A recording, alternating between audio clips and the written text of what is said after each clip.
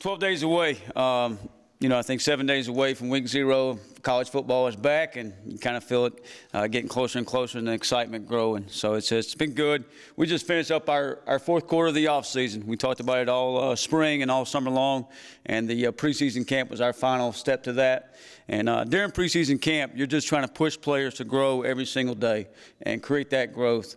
And the video we showed them this week was about a lobster. And obviously I knew about eating a lobster, but I didn't know much other than that about a lobster. But a lobster starts out as a small, little small thing in a shell. And then as it grows, it kind of finds confinement in that shell. And it kind of gets stressed out. There's no room to grow anymore. So it kind of gets rid of that shell and finds a bigger shell so it can grow and create bigger growth and more growth there. And when it's under that confinement, it's under pressure. Well, it does that and repeats that over and over until it continues to grow. And without stress, there is no growth there. If he just went to the doctor, if the lobster went to the doctor, it would, not have any stress. They'd give it a Valium or a Percocet, and it would have no growth. So we showed that to our players this week, and we just talked about time and stress is really time for growth. And they're going to have some, controversy or adversity this year throughout the season. We have it during camp, and we try to create that to have growth. So we showed it to our players, thought that was really good. Of just each and every day, they did a really good job of attacking it. We were in camp for 3 weeks, and every single day it seemed like they came to work, they were ready to go at it, and they were getting better and better every single day. When I was walking off the field last night, one of our seniors, actually a local guy, Panda Askew, just said thank you. And I looked at Panda and said, thank you. I said, I kind of was just kind of curious, like, what for? He goes, well, it's my best fall camp ever. And he's a senior, so he obviously views it maybe differently than a freshman or a guy going through it for the first or second time. He said, I never got to a point in camp where I thought, man, I wish camp was over, or I'm not having a good time, or I'm not enjoying this. Because you made it fun, and, the staff made it fun, and it was enjoyable. I thought we got better every single day. And, it kind of made me think about, just reflect on, I think I was 27, 28 years old, and I was interviewing for a head coach in high school job, and thankfully I didn't get it. And the principal asked me, he said, now how are you going to, I said something about making it fun, making football fun. He said, well, how are you going to make it fun? And I didn't have a really good answer, and back then. And as Panda said that to me, I'm thinking, well, he had a good time. But what our staff is really doing to make it fun for our players and make it a good time and see growth at the same time is they just love our young men, and they serve them. And I think that's what, our jobs as coaches, or our jobs in the program is about, is loving each other, serving each other, and we're going to certainly continue to do that. We got a lot of work to do. We got a long ways to go, and we're going to continue to work every day. And I'm not sure how we're going to match up every single week against each opponent. You can think you're one thing, then you go into week 1 or week 2 or week 3, and you find exactly where you're at. The preseason, sometimes when you're going against yourself, you can't really measure that up. I think I heard Paul Johnson say one time, you don't know about your team till about week 4. But I do know this about our football team. I think I learned this through the preseason camp. They love practicing. They come to practice every single day, and they're ready to go to work. They love football. They love being Pirates. I think they enjoy, being here in East Carolina, being a Pirate, and most of all, they love each other. And lastly, they're going to play their tails off. So I think if we'll continue to do those things, love each other, they love ball, and they're going to play their tails off, we can grow on that every single week, whether it's week 1, week 2, week 3, and throughout the season, if we'll keep that same mindset and that same attack, that same attitude to it. So excited about that, and look forward to, seeing these guys grow each and every single week, and obviously look forward to 12 days. So this time we'll open up for questions.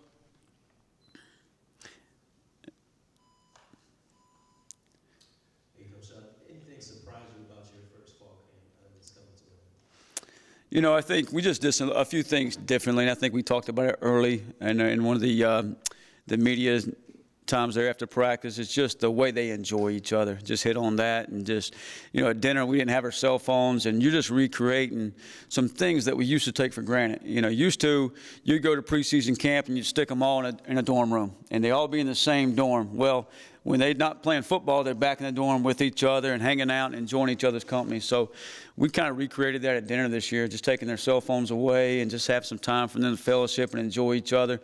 And I think that saw us grow closer as a unit and as a group. We still got a lot of things to improve on the field, but I think if you can start that as your foundation, you're in a good place to start out with. I was just curious, coming out of the second scrimmage, what did you like? And I know it was a little different situation. Yeah. What did you like? What did you not like? Yeah, I think, you're going into a second scrimmage. You're doing the bulk of your work in the first. You're 13 days away or so from the first game. So you want to get good work in, but at the same time, you got to be cautious of making sure you're healthy for game one. You don't want to limp into game one. You want to get to the, as I heard Coach say, you want to get to the Kentucky Derby. Make sure you're healthy for that. And, it's our biggest game of the year because it's the next game, but you want to make sure you go into that thing healthy and fresh and just trying to make sure we did that in the scrimmage last night. At the same time, get our work in. I thought we did a really good job of getting our 2s and 3s work. Chasten Ditta is a true freshman quarterback who got here in January and shown like flashes that he can be the guy one day. And just really impressed with that. And some other guys got some good work and another session of tackling. Anytime you're out there in a game situation, tackling, blocking, and it forces you to stress and have that adversity and get better and grow. So we were able to simulate those things. Coach, now that you start working on NC State, how do you, same thing with the Kentucky Derby, you got to get to the finish line of the game, but how do you keep those emotions in check? I think it's the same focus, and just talking to our staff this morning is, we have an opponent now, and the opponent's not just the offense versus the defense every day or situation of the day. Now you have a true game one opponent that you're kind of focusing on, you're starting to break down and prepare for and look at and practice every single day. But at the same time, it's about what we do and how we approach the game and us taking care of business and make sure we play the game the right way, fast and physical. And that's where our focus has got to be on. I think in so many times in game one, early in the season, more teams lose games than they win games. And we got to make sure that we're taking care of ourselves and we're playing the game the right way and we're preparing to play the game the right way. Hey, Coach, Tom Shanahan, good to see you again. Good to see you, Tom. Hey, I wanted to ask you, in the old days, if there was a transfer, the kid usually had some kind of problem in his past. Now it's a completely different world. Yeah. Can you talk about how Caden fit in so quickly, and then how now all of a sudden he's kind of the face or your program, or at least established here? Yeah, Caden Hauser, what an awesome young man. And I've said for over the last 8 months, he has really took a lot of ownership and leadership, and just leading from the front and doing those things and trying to, make sure he's not just playing the quarterback position, but being a leader for our football team and not just our offense. And just really proud of him. And as you mentioned, there's different ways in college football to navigate your career. And he started out in, Michigan State and transferred here. And year one was kind of getting his feet wet. And in the season, we saw him really grow and produce there. And I look forward to the 25 season here and just, excited about him, not only what he's doing on the field, but what he's doing off the field as well.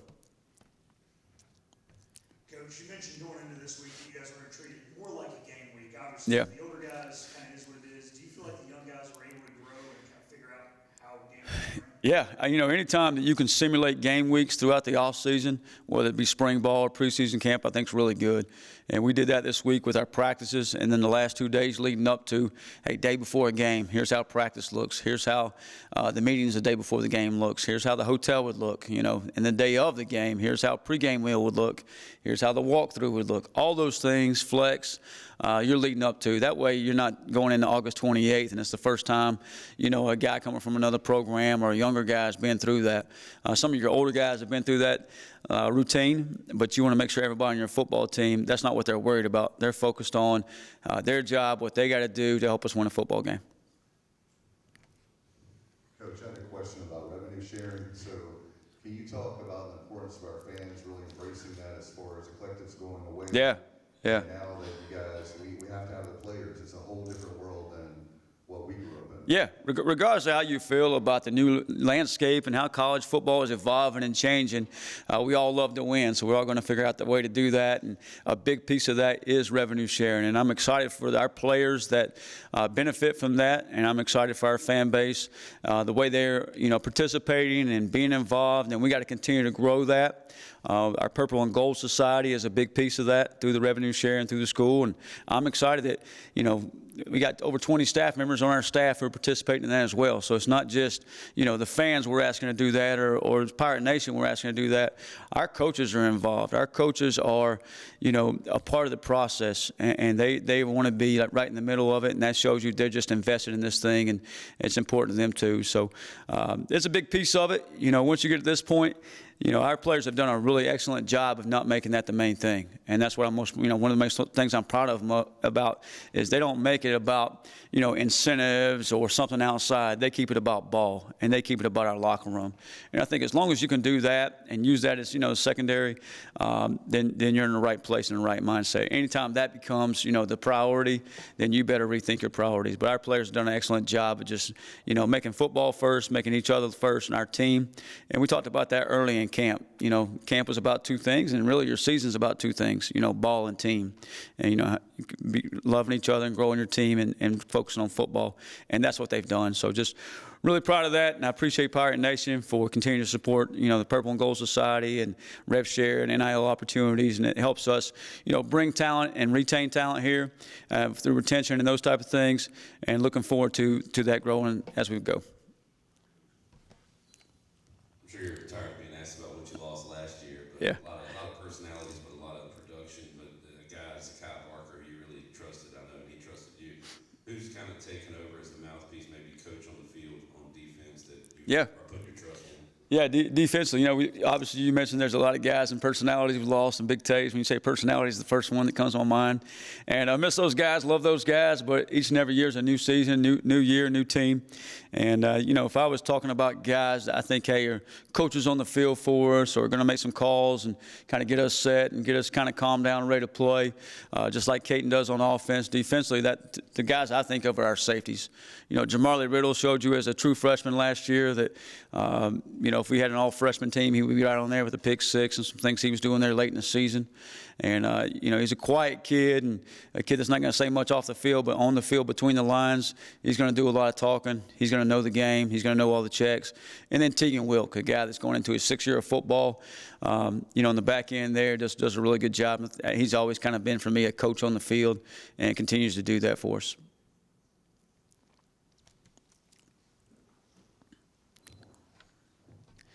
Just curious, with Tegan and Zay, bringing those guys Yeah. back. Yeah. It's kind of college football now, but was there any hesitation on you guys in? Was it pretty quick, and how seamlessly have they fit back in? A lot of guys, when I start talking about old stories in 21 or 22, a lot of them look at me kind of sideways. But I can look at Tegan and Zay, and they know exactly what I'm talking about, whether it's the Houston rain delay or the Marshall play or whatever it may be. But those two guys, it took them a little bit to kind of get phased back in, but they're right in the middle of the thick of it right now. And just really excited and happy for those two young men that they get to finish their career in a place they call home. And they know how special Dowdy Ficklin is and how special this fan base is. And they're excited to just be back as Pirates. And, the way they took ownership of that defense and of our football team, I'm excited to lean on those guys this year. Coach, we've talked a lot this fall camp about, quality over quantity when it comes to practice. Do you feel like at this point you have a healthier football team with that in mind? Yeah, I think, we've done a really good job of just kind of making sure we get quality reps. And maybe that's in a little bit shorter time period, but making sure those reps are the same amount of teachable reps. I think you learn from repetition. And we've done that. And I think we've protected our football team from injury and keeping them fresh. Now, we got to get our legs back at us, under us. We can see us, we're not as twitchy or moving around as good as we were on day one of camp, but you're never going to feel like you do before camp starts. But we got to take some time here this weekend and making sure we're kind of getting our legs back under us, recovery, treatment, those type of things, make that a big focus. And, looking forward to those guys just getting back to full speed. And we'll do that over the next, 12 days. And it should be exciting. Coach, 2 of your returning starters for wide receiver with Yannick Smith and Ant as well. I mean, having those guys back and just the confidence you feel in them, the relationship they have with Caden, just how much does that build up your confidence in your offense? Yeah, Yannick and Anthony both in New Jersey numbers, and excited to have those two back. And, we talk about last year, you can't take any plays from last year, whether it's a touchdown score, whether it's a defensive stop, whatever it may be. But what you can take from last year is your confidence. And I think you look at Yannick and Anthony and the confidence they've drawn from last year, from catches they've made, big plays in big games, at key moments. You can see that confidence coming into camp. And I think Caden just being, having those guys back, and Derio Rouse is another one that's been pretty special out there. And Derio, and I'll just kind of go on him for a minute, just we through camp, we broke things up, and different guys would get up in the room and talk, and he talked about effort. And we talk about our team wants to be based on an effort-based team. And we talk about, Rajay's run all the time. Well, what you don't see in Rajay's run, or what don't get enough credit, is Derio Rouse is outrunning everybody down the field to make that final block and play with a great effort on that play. And he did that in the game. He did in the FAU game. But that's just who Derio Rouse is.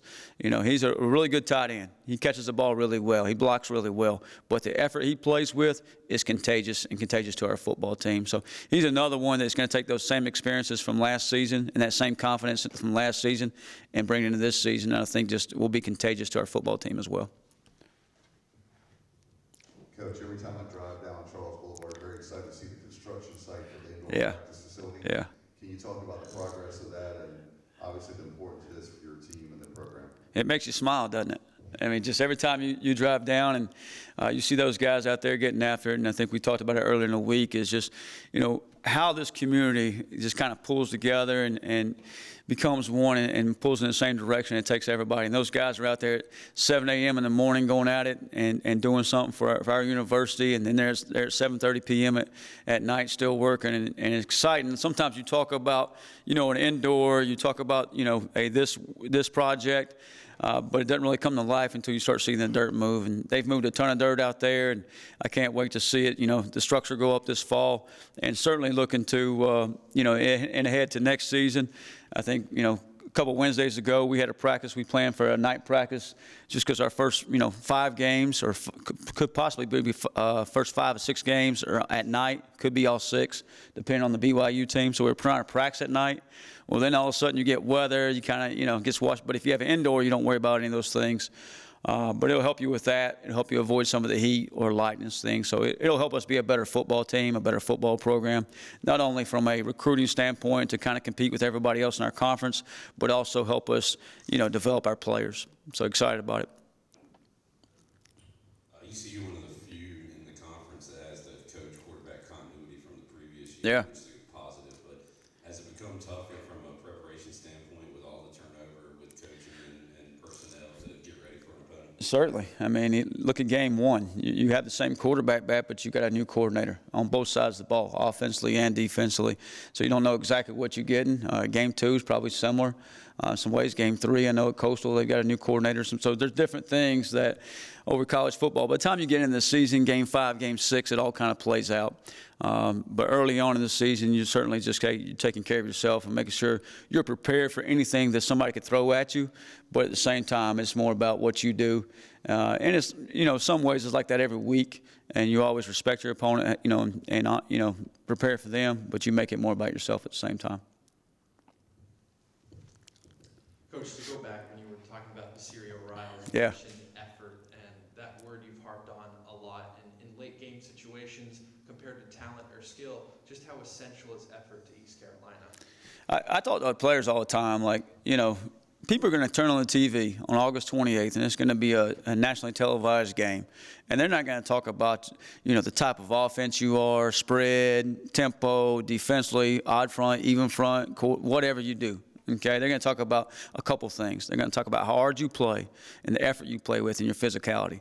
Those are the 2 things that, my mom knows very little about football and probably couldn't line up 11 people on the field or on the whiteboard, but she can tell you how hard we play or how physical we play. And that's the other one we hang our hat on is our energy. Mike Wright stood up in front of our room and talked about energy. And what makes Mike so special is he didn't talk about his energy. He talked about where his energy came from. And his energy coming from his teammates. And that joy that he saw, the energy they had was joy from himself. And I think that's really what our football program's about. And Mike's a perfect example of that, a young man that we brought in to add some depth in our quarterback room, but also add some seniority, and a guy that's been there. I think we have 29 seniors on our roster now that can add, you think we lost a lot, but now we have 29 guys that's going into their last season of eligibility at the college level that can help us grow and help us guide this thing. Coach, I know you had relationships with other ECU head coaches before you took over, obviously, but now that you've been a head coach for almost a calendar year, what's it been like with Coach Godwin and some of those other coaches? I've heard you say being intentional this fall camp, talk about that, but what's it been like just talking with those other coaches on campus? Yeah, I think whether you're talking to Ruff McNeil, who was here previously, or I think Coach Godwin, we were hanging out in the office this week, and just sometimes it's just hanging out and chit-chatting, whether it's a guy on campus, a guy that's been here, or a former head coach somewhere else, or a head coach that's sitting somewhere else. And I think you're just having different conversations. When you're the DC, defense coordinator, you're calling your buddies up who are coordinators other places, and you're talking about third downs and how to get stops and how to get off the field. Well, as head coaches, you're doing the same thing, but you're just doing it from a how do we develop our team, how do we develop our program, how do we develop our culture, how can we grow our culture, and how to handle certain things. And that's been just those resources, Coach Godwin, Coach Schwartz, and so many others have helped me along the way just to bounce things off and, how do they do it, and get some thoughts there to help our football program. So that's always been good for us.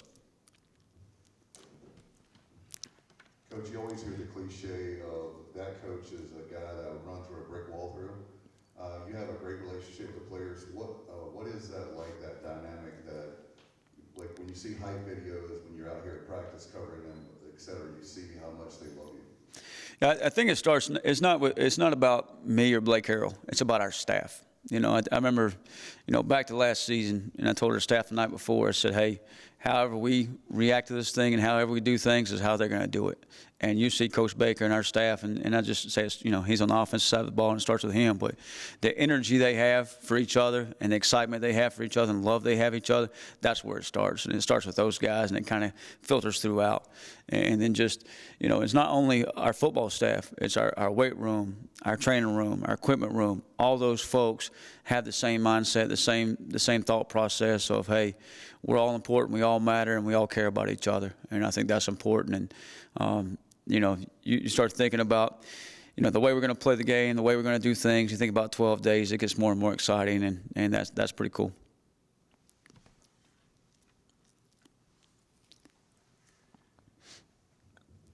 Coach, kind of going off that, you did such a good job mid-season last year with the house money and Yeah. Can you try to bring that back this year, a little different circumstances, but at the same time, kind of underdogs going to the opener, not many people are expecting y'all to do that much necessarily. I think that's just how you got to play the game. Like hey, let's go turn loose. We got nothing to lose. Let's go, let it ride. And we got to have that mindset every single week. We got to have that approach every single week. I think if I start to get uptight or I start to get nervous, well, who's going to get uptight and nervous as well? Our staff. And if our staff does that, then their position rooms, and then our team is. So we got to have confidence, and I think the confidence starts with me. You don't want to have obviously an ego or take it over the top, but you got to have a level of confidence and laid back approach to it. You can't be so laid back that you're easygoing about everything, and obviously I'm not. But you got to have that mindset, and I think it goes to your play. Then you got to feel your team out. Each team's different. Maybe your team does play better if they're uptight, and I'm not sure ours would. But if they did, I think you got to adjust. I think I heard Coach Tomlin say this a couple weeks ago. You're here as coaches to be whatever your team needs you to be. And if your team needs you to be a certain way, you got to adjust and be that certain way. And obviously, right now, I think at least last season, our team needed us to be relaxed and be loose and go play freely, and we did that. And I think, we got to continue to do that. And it obviously fit Caton Hauser and our offense pretty well and our defense pretty well. So we'll continue to carry on that same mindset. I say you go 5-1. I said whatever time we're eating pregame meal or doing certain meetings or whatever we did at 5-1, we're certainly going to do that again. If it worked then, hopefully it worked now. Coach, for years, I guess the goal at East Carolina was to win Yeah. Yeah. Is that ever said by you in the locker room? Is the national team, the college football playoff discussed at all? You know, Cliff, I'm glad you got the last question. Hopefully you don't get the last basketball shot, you know, or if we're playing horses, it's because you missed the last basketball shot. But, and I'm a little disappointed you're not wearing a Braves hat today, too. But, yeah, you know, you focus on the process. We talked about that. You don't focus on the outcome. But we do have, you know, we have a plan to win within our program, and that's just how we're going to win each and every single football game. But you also have team goals. And our team goals is pretty simple, you know, win the bowl game. Win the bowl game, you got to have a winning season, okay? And that's where it starts. And I think that's, as you spoke about there, the other one is protect Dowdy-Ficklin Stadium. Win your home games, and that's a special place. And as I've mentioned before, is what makes Dowdy-Ficklin special is the fans and Pirate Nation packing that thing out. And I told our players, beyond that, it's how hard they play in there. And then thirdly is win the conference championship. And you know, in today's college football, the way it's set up, if you can win the American, you have a chance to go to the college football playoffs. There was 3 teams, I think three teams in this league last year that had 10-plus wins, 4 teams in this league last year that won P4 bowl games. So certainly our conference is going to get the recognition. If you look at how many P4 teams are within the American Conference schedule this year, there's a bunch. So I'm rooting and pulling for the other American teams, you know, the first 4 weeks. And then when we start playing them, I won't be pulling for them. But, you know, I think that just gives strength and value to our conference and will help us down the road to reach a goal as far as if you win the conference and, you know, moving on to the next step. And the American's certainly worthy of that. And in my thought, you got a lot of good coaches in this league and a lot of talent in this league that can show they belong and they're able to play with anybody. So, Coach, thank you for your time. yeah, thank you guys. Appreciate y'all.